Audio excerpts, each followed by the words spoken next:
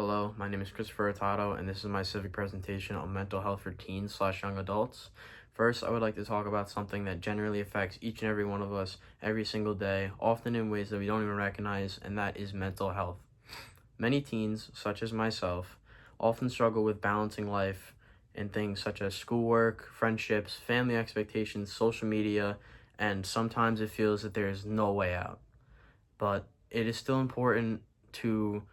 generally check up on each and every one of your peers because you have no idea what they could be going through at times, and it is important to make sure that they are okay and that they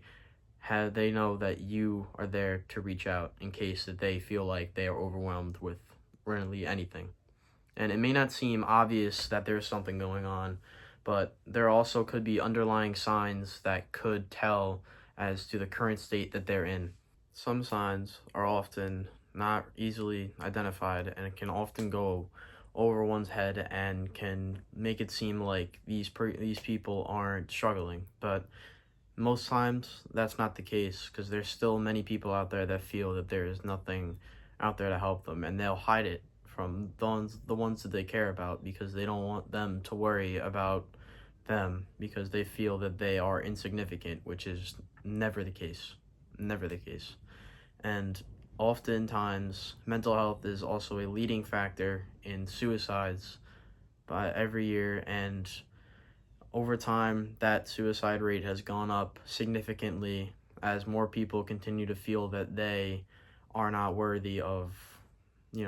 living. According to the CDC, roughly 15% of all suicides are made up of young adults ages 10 to 24, with a rate of 11 in every 100,000 people, which makes up the second leading cause of deaths for teens and young adults in the US, which is a huge problem that we cannot overlook as a society because this number will continue to gradually go up and more people continue to suffer, more families ripped apart, more communities torn to shreds because many people just feel that they aren't significant enough to stay and aren't important enough to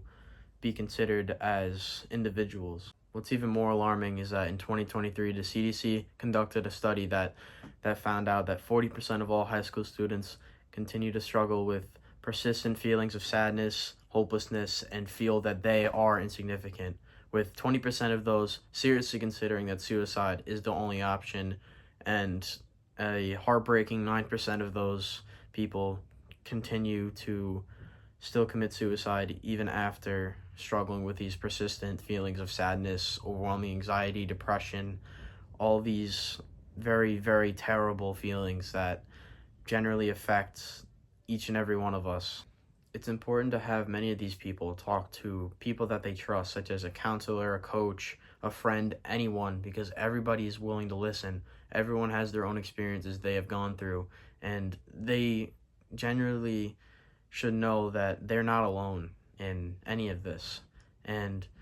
honestly, sometimes talking about your fears takes away their power and it brings peace. It is not a source of weakness. Mental health is a very tough topic to talk about, and it doesn't just affect not only teens and young adults, but it affects everybody. Everybody has their own struggle that they're going through, and mental health should be a top priority for many of us to take into consideration whenever we